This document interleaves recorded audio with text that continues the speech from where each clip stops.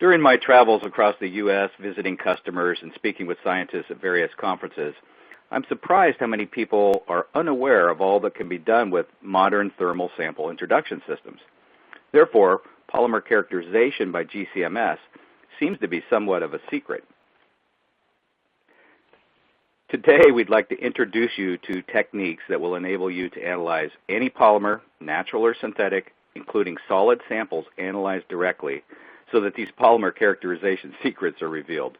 We don't want these to be secrets anymore.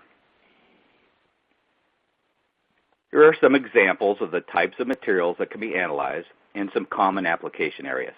Polymers, polymer additives, paints, inks and coatings, elastomers, and adhesives can all be analyzed both qualitatively and often quantitatively with good precision and accuracy. Even oil shale and source rock can be analyzed. Geochemists can look for biomarkers in kerogen that can reveal detailed information about the source rock. Quantitative examples include polymer additives such as Ergonox 1076 and 1010 and regulated phthalates. There is an ASTM method, D7823, that uses thermal desorption, or TD, to introduce phthalates into the GCMS while leaving the polymer behind. Customers interested in biomass research are encouraged to view a recorded one-hour webinar that can be found on the homepage of the Frontier Lab website. Now, one of the benefits of being able to introduce solids or viscous liquids directly is that sample prep is very simple. There generally is no solvent extraction necessary. All that is needed is to get a small amount of sample into the sample cup. And this is accomplished with a variety of tools, such as the polymer prepper, which is a type of metal file, or micro punchers for thin films. Pins are handy for viscous liquids. So, samples are cut, filed, or cryomilled and simply weighed into the sample cup, which are called echo cups. You tear the echo stand, which is shown in the upper right photo, with the echo cup, shown in the lower left photo, weigh the sample in the 100 to 200 microgram range, record the weight, and place in the echo cup rack, which is shown in the lower right photo. In this example, the balance is reading 159 micrograms, or 0.159 milligrams. Now, so soft samples like rubber can be cut with a knife or a razor blade. Harder plastics can be filed or cryomilled. If your polymer sample happens to dissolve in a solvent, do that, add a few microliters to the echo cup, and evaporate the solvent. If your samples are thin films, use a micro puncher. Weigh 50 to 200 micrograms into the echo cup, and your samples are ready for analysis. These are the 5 most common techniques used for samples. You might say that some of these are secrets because, for example, you may not have heard of EGA, or evolved gas analysis, or heart cutting, HC, or reactive pyrolysis.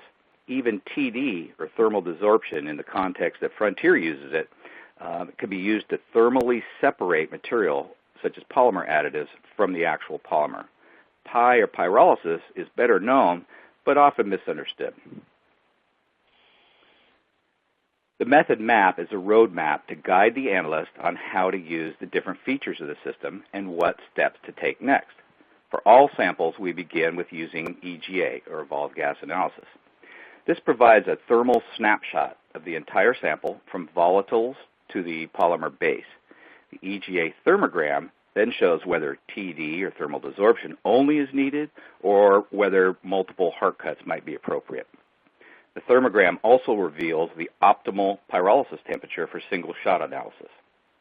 Often while examining the TD, heart-cutting chromatograms, or pyrograms, the analyst might learn if there are compounds that might be amenable to the reactive pyrolysis techniques.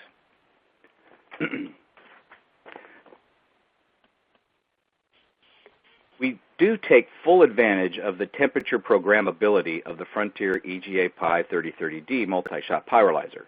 So EGA, TD, and heart cutting are all temperature program techniques. 100 to 800 degrees C at 20 degrees C per minute is a typical temperature program range for EGA and heart cutting.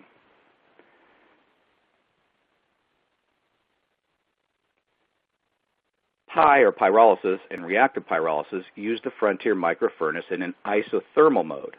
Pi temperatures are typically in the range of 500 to 800 degrees C, excuse me, and reactive pyrolysis is usually at lower temperatures in the 250 to 400 degrees C range. So, EGA, or Evolved Gas Analysis thermograms, are used to screen unknowns, learn what's in a sample, identify thermal zones of interest for subsequent runs, and learn the best pyrolysis temperature. TD, or thermal desorption, is a lower temperature technique that is good for things like polymer additives. TD often produces the best results when used in conjunction with the microjet cryotrap. HC, or heart cutting, is an outstanding method for determining minor components in a sample and is used to thermally slice a sample into zones of interest that are chromatographed separately. Heart cutting typically uses the microjet cryotrap and selective sampler. PY, or Pi, or pyrolysis, is a fundamental technique used for polymer characterization and identification. F-search is very useful, and I'll explain a little bit more about F-search in a few minutes. RX-Pi, or reactive pyrolysis, is a thermally assisted derivatization technique useful for compounds with ester and ether groups, for example. It can also be used for quantitation as well. Terry Ramus will go over examples of using each of these techniques to solve polymer problems. Please note, I've kept these technique abbreviations and even the color schemes of these blocks on each of his slides to make it easier for you to follow these examples. This is a typical automated system with a temperature programmable pyrolyzer, auto shot sampler, microjet cryotrap, selective sampler, vent-free adapter, ultra-alloy metal capillary column, and F-search. The Frontier control software controls all system components, and that software resides on the same PC as the GCMS software. And of course, the system sits on a GCMS. So, excuse me, Terry Ramus is going to highlight some of these accessories during his application examples to show you when we use them. So here is a schematic of the pyrolyzer. The sample echo cup is shown in yellow. Note that with either the manual sample introduction mode or auto shot sampler mode, that the sample is held at near ambient temperature prior to introduction into the microfurnace. Now this is important and prevents sample denaturization, evaporation, degradation, or thermal setting prior to analysis. The echo cup is then dropped by gravity into the microfurnace. If this was a single-shot pyrolysis run, the furnace would be preset at the Pi temperature, say 600 degrees C, prior to the cup drop. This ensures flash pyrolysis of the sample in less than 100 milliseconds. The vapor phase pyrolysates are then swept downward with the helium carrier gas through the quartz pyrolysis tube, through the short deactivated interface needle, which goes through the GC inlet septum, and into the splitless inlet. From there, the analytes travel either through an EGA tube or a capillary separation column for detection by the MS. The GC interface heater ensures that the needle remains hot, so there are no cold spots in the flow path. The microfurnace temperatures are precisely set within plus or minus 0.1 degrees C. So this combination of precise temperatures, low dead volume, no cold spots, and inert surfaces provides the repeatability needed for better qualitative results and precise quantitative analysis. While the auto-shot sampler does allow up to 48 samples to be placed in the sample carousel, which is shown in the upper right photo, it is unique in that it also automates some of the accessories and methods that we often use. So this includes double shot and heart cutting that Terry will describe to you shortly. These techniques often use the microjet cryotrap and selective sampler, which are also automated when using the auto shot sampler. So let's do a quick overview of F-search. F-search is a system that really consists of a search engine and 4 unique polymer and polymer additive libraries. So let's take a look. Let's focus on the 2 libraries on the left. These are the EGA and Polymer Pi GCMS libraries. So I realize this little icon at the top left may be hard to see, but it is an EGA thermogram. If I take a spectrum from the peak on the right from the sample thermogram, I can search a library spectrum, or with a click of a radio button in the software, I can get a library search result for the thermogram of the polymer shown here. So in other words, there are spectra and thermograms in the database. Likewise, with the Polymer PyGCMS library, I can search a spectrum or get a pyrogram search result. The other unique feature with these two libraries is the use of what is called integrated sum or int-sum spectra. So in the example of the pyrogram in the lower left, I can integrate all the peaks from the beginning of the run to the end, average the mass spectra, and get one int-sum spectrum. So searching the int-sum spectrum provides a very high-quality library search result match and is independent of chromatographic conditions, including the column types used. You can read more about this in the F-Search brochure. The two libraries on the right are similar to what you might be used when you use NIST or other MS libraries. The additive library in the upper right contains polymer additives and common industrial impurities. Double-clicking on an individual peak gives a spectrum, and double-clicking on that spectrum gives a spectral match. So likewise, with the pyrylate library in the lower right, has individual peaks from a polymer. So double-clicking on any peak gives a spectrum, and double-clicking again gives a spectral match. Often the structures for the additives and pyrylate peaks are also shown in the database. So the EGA and Polymer library have 700 polymers in them, including the int-sum mass spectral information as well as thermograms and pyrograms in the database. The additive library has nearly 400 polymer additives, and the pyrylate library has thousands of individual peak spectra. So F-Search is a very important tool for polymer characterization because often these spectra will not be found in other MS libraries such as NIST. The Frontier Lab website also has some demo videos showing how each of these F-Search libraries is used. So with that, I'm going to turn this over to Dr. Terry Ramus to cover some application examples for you utilizing the techniques that were just described. Thank you, Dave. With that nice background on the technique and the 5 different modes of use, we've chosen the applications that we'll go through to illustrate each of these modes of use. You can see in the upper left-hand corner that this example uses the EGA mode, or the thermogram mode. In this case, this is a forensic example, and we have fibers that we are trying to differentiate and identify, beginning with the EGA. This is a nice example because in the middle of the slide you can see the 4 EGA runs, each from approximately 100 degrees C up to 700 C. The first thing we note is the importance of the shape of the thermogram.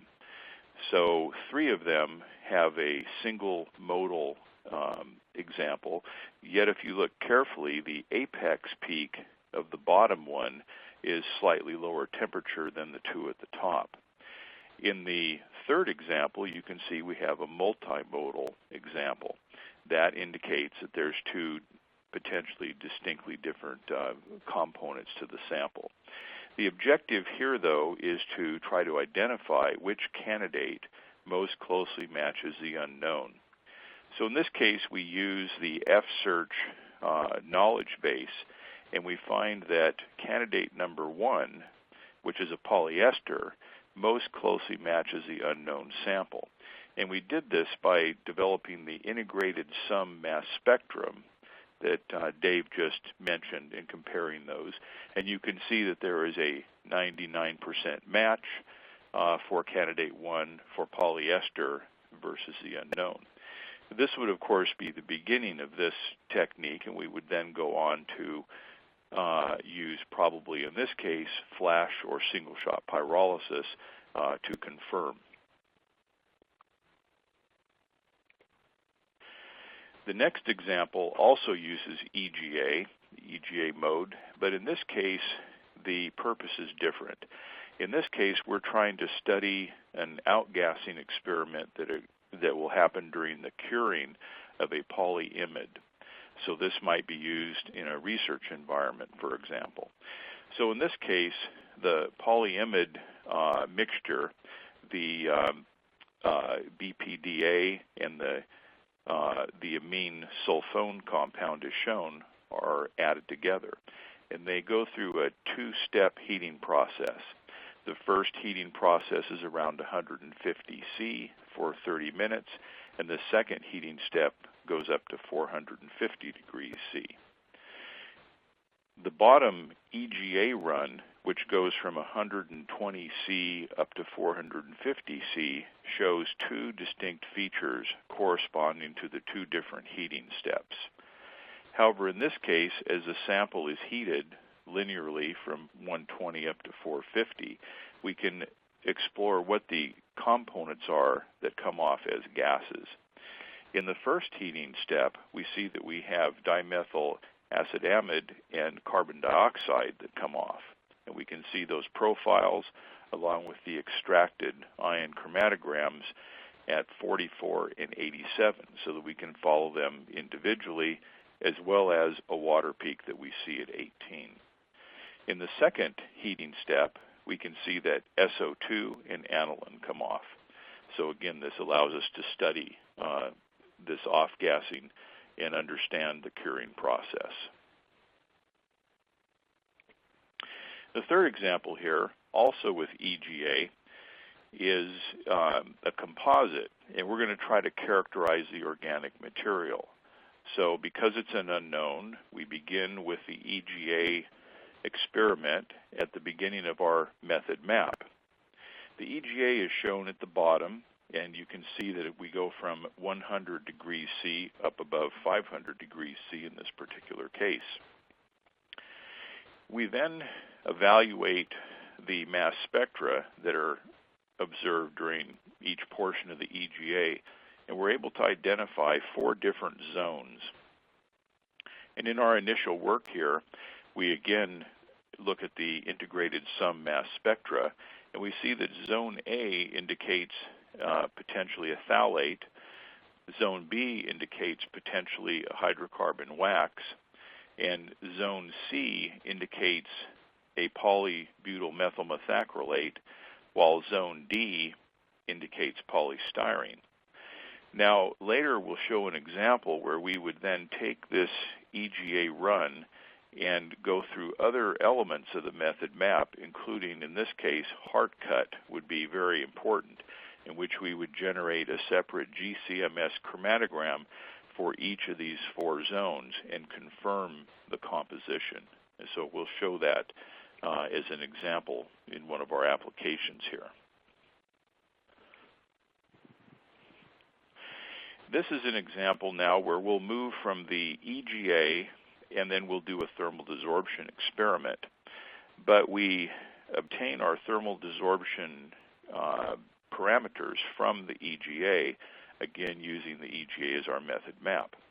So the EGA at the top shows us the total ion chromatogram, but if we look more carefully at mass to charge ions 205 and 220, we observe that there is a peak eluting in the 100 to 200 degree C region.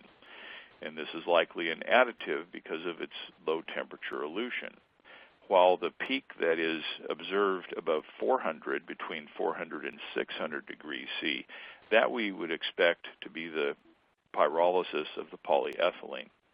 In this case, however, we're interested in additives that are in this polyethylene, and particularly an antioxidant. So we then use this information and then move to a thermal desorption technique in which we would change the EGA tube to an analytical column. And now we cryotrap the components as we heat the sample from 100 to 200 degrees. And then the middle chromatogram shows a separation of those components, which include BHT, which is a known antioxidant. We can confirm that, of course, by looking at the mass spectrum that's observed from the BHT, which is shown in the bottom portion of the slide. This is actually an example that's fairly simple and can easily be done by an FID. It's a quantitative technique with a very good percent RSD of less than 3%.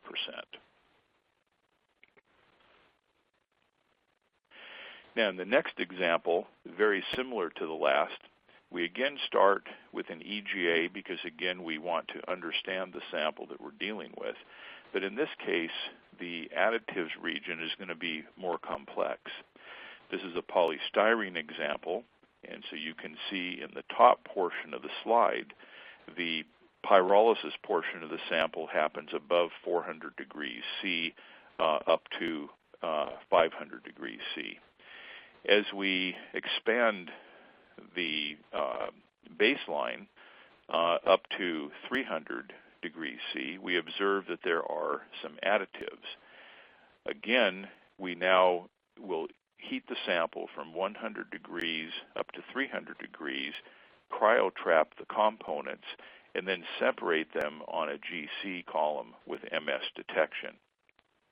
So that second step is called TD-GC-MS, or thermal desorption with a GC separation and MS detection. In the slide below, we see what we are able to identify, and those are all listed on the left-hand portion of the slide there, and they include many known additives, antioxidants, and UV protectors.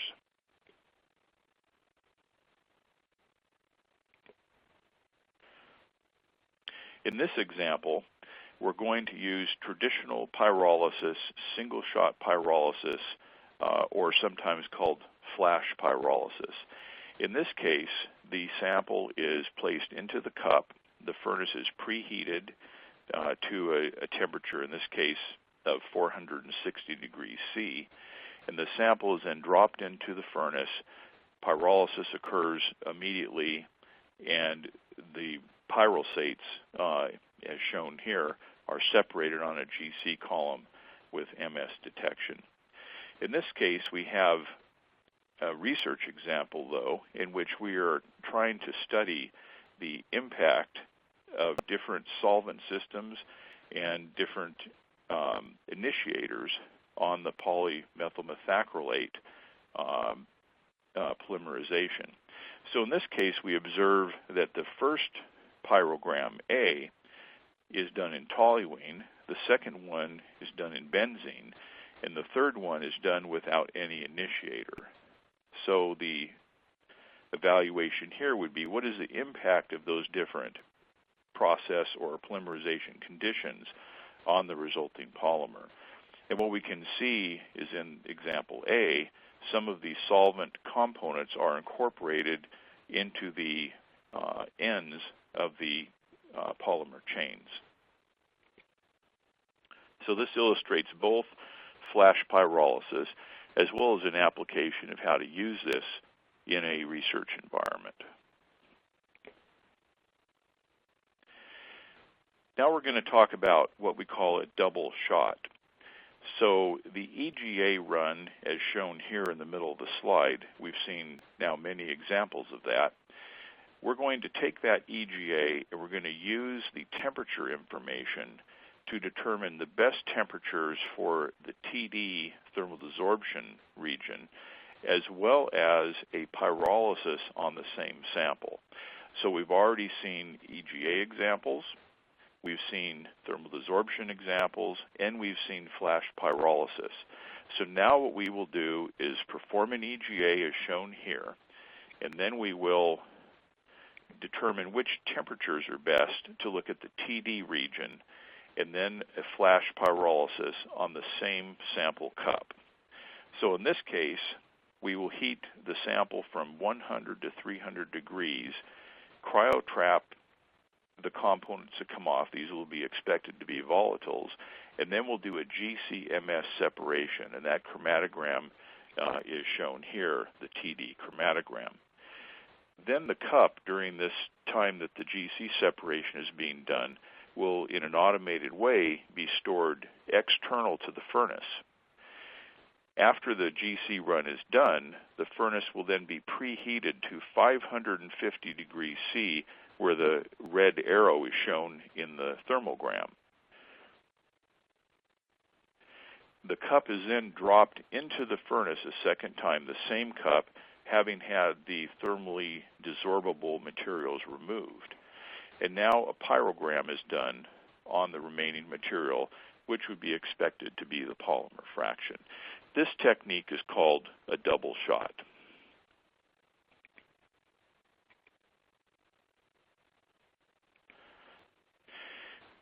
In using this technique, we now have some other components that are important. One is the vent-free adapter. The vent-free adapter allows us to easily change columns or the EGA tube and to change back and forth rapidly between them. This is accomplished because we do not need to vent the mass spec. The vent-free adapter is a robust metal capillary, and when the column is disconnected from the point shown in the bottom of the oven, we're able to maintain enough vacuum in the mass spec that we can avoid venting.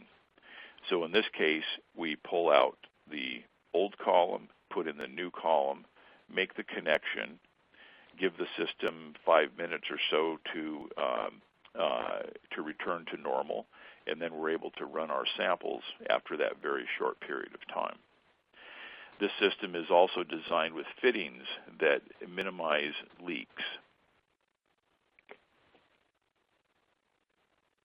So in this case, we're going to now do a double shot, and we're going to first do a EGA thermogram as shown in the top portion of the slide. And from that, we determined that 100 to 300 degrees C would be the best temperature to look at the thermal desorption components. And then in a second step to the double shot, we will heat the temperature up to 550 degrees C to look at the polymer portion. The thermogram, GCMS, is shown in the middle of the slide, and you can see that there are many components there. There are some hydrocarbons, there is a phthalate, and there are some cyclic probably from polysiloxane that are present in the thermal desorption portion of the sample. Then the same cup is dropped a second time, and since this is a rubber sample, then as we pyrolyze the sample, we see the expected components of rubber. So in this case, we have used the EGA as the method map, and that led us to the correct temperatures for thermal desorption and the best temperature to use for pyrolysis.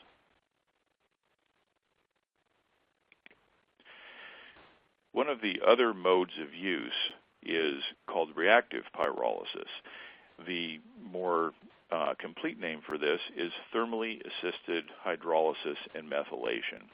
This is a powerful technique which allows us to do specific kinds, to break the polymer bond at specific chemical functional groups and to also look at some additives.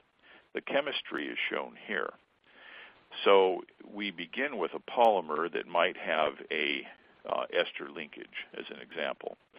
We will heat the sample up as it drops into the furnace, and we will add to the sample TMAH, is one example of a component that's used for this technique. That's tetramethyl ammonium hydroxide. That combination will break the ester linkages and give us methyl esters and methyl ethers for the R1 group and the R2 group, respectively.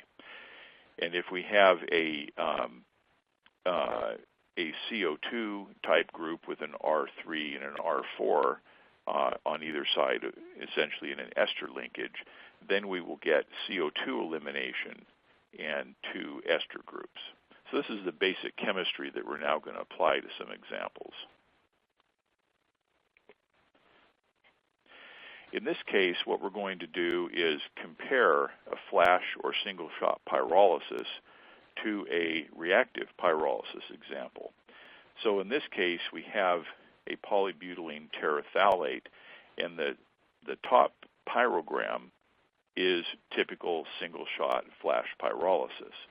And as we would expect, we see the expected components, the expected pyrosates that happen at 500 degrees C.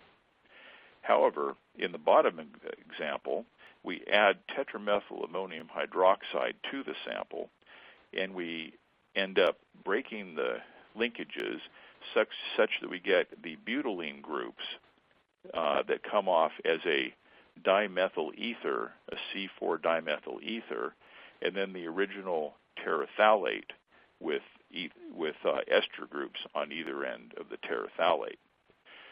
So the result is a much more simple chromatogram, and in the case of this polyester, a very easy way for us to evaluate multiple monomers that may be within that polymer. So this is an example of looking at the backbone of the polymer using reactive pyrolysis and a comparison to thermolytic or normal flash or single shot pyrolysis. And in the next example, we're going to use a polycarbonate. And in this case, this is a polycarbonate that we would have to have knowledge of, as I'll explain. The question here is, how long were the linear polycarbonate chains? So peak B is from the base monomer of the polycarbonate. And then peak A, which is a tertiary butyl anisole, that would come from the end group. So we would expect to have two end groups, obviously, on the end of each polymer chain. With knowledge of how this polymer is structured and put together, we can, on an FID, measure the amount of B, the internal monomer, compared to A, the end groups. And then based on the size of those two peaks, we can then do a calculation and estimate the molecular weight. So in this case, the reactive pyrolysis technique with TMAH is cleaving the monomer on each side, giving us the methyl ethers that we see of the BPA. That's peak B. And then we also cleave the end group, again, making a methyl ether. And with the calculation shown below, I sub B and I sub A are the areas of each of those two components. The 15.4 and the 10.2 are essentially the response factors on FID on a carbon basis, so we can quantify the degree of polymerization. That then dP is multiplied by the molecular weight of the monomer represented by B, and then we add 2 times the molecular weight of the end group, which is 326. So an important point here is that this is not a technique that is overall pyrolysis GCMS. This is not a technique that reveals molecular weight such as size exclusion chromatography would. This is a technique and an example where in this particular case, based upon our knowledge of the polymer, we're able to estimate the molecular weight. But more importantly, in this case, it's an example of using reactive pyrolysis to study the backbone of a polymer system. So we use the system for deformulation, and that is to utilize analytical instrumentation and our knowledge of chemical substances to generate competitive intelligence about chemical products. This can be used to look at the greater market, or it can be used to study failure analysis within your own products. So the last example here is going to be more comprehensive, and it will use heart cutting. And this is a cosmetic eyeliner. And in this case, we're going to use another component called the selective sampler. And we've mentioned the microjet cryotrap, but I want to give you a little more information about how that works. So box number 3 is shown in this diagram. That is the selective sampler, which it would act a lot like a Dean switch on the bottom of the GC injector or inlet. And then box number 4 would be the microjet cryotrap, and you can see the T device in the top portion of the oven, and that's where the cryotrapping would take place on the column. This is a diagram of the selective sampler. Again, it's on the bottom of the GC inlet. There's actually a picture shown on the right-hand side. You can see how that is nicely contained within the top of the oven. There's two different modes. When sampling is on, sample will proceed as normal from the Frontier furnace down through the inlet and onto the column.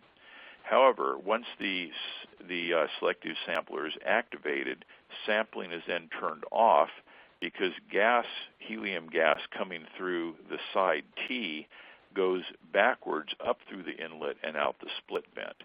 This allows us to do a GC-MS separation without having any residual material from the inlet or the rest of the system enter onto the column. So, for example, in the heart cut shown above on the EGA run, we could heat the sample from 100 to 600 degrees C, and we could throw out or get rid of, if you will, all the components that come off from 100 to 350 degrees. And then we could turn the sampling on and retain and cryotrap the components that come off from 350 to, say, 500 degrees C, and then perform a GC-MS separation. So this is the selective sampler device. And all of these are, of course, used in an automated fashion. The cryotrap delivers liquid nitrogen from either a small or a large dewar, but the nitrogen gas is controlled, and as is in the flow diagram, the nitrogen gas is converted to a liquid and then sprayed in a very narrow spot on the column, as shown in this slide. So a very small, say 3 millimeter section of the column is cooled, and as the analytes reach that portion of the column, they are trapped and focused within a very narrow band.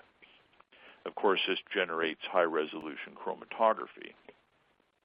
However, after the trapping step, the thermal mass of the system is very low, and in the bottom slide we show how once the gas is turned off and liquid nitrogen no longer proceeds, we're able to rapidly heat that up to oven temperature. So we not only have a very tight focus band, but we have a very fast release, resulting in high-resolution chromatography.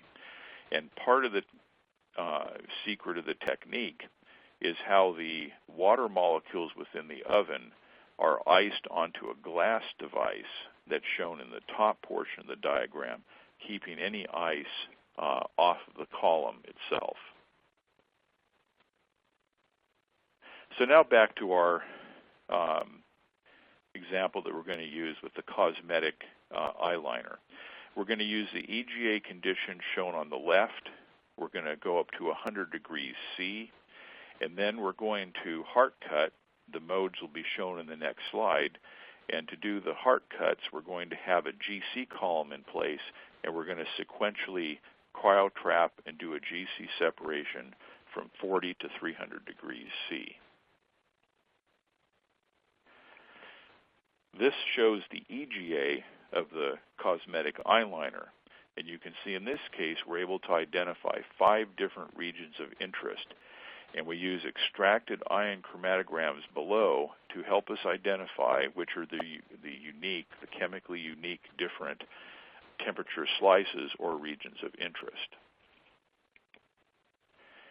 In this case, we now show the 5 different heart cuts, zone A through E.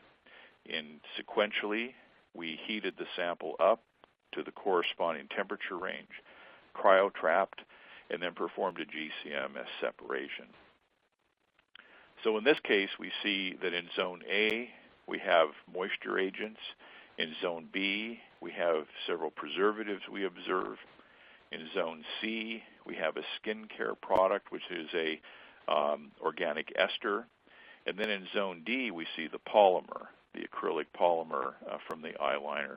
And finally, in zone E, we see a high-temperature polydimethyl siloxane. And in this case, the pyrolysates of that are still the cyclic siloxanes. But since they're coming off at a very high temperature, they're coming from polydimethylsiloxane. That would be our conclusion. So this is a nice example of using a heart cut, but it also shows the importance of the EGA. So in conclusion, EGA and EGA heart cut are very powerful techniques, and there's lots of references and examples that we can use to study this in more detail. And now, Dave, back to you. Great, thank you, Terry.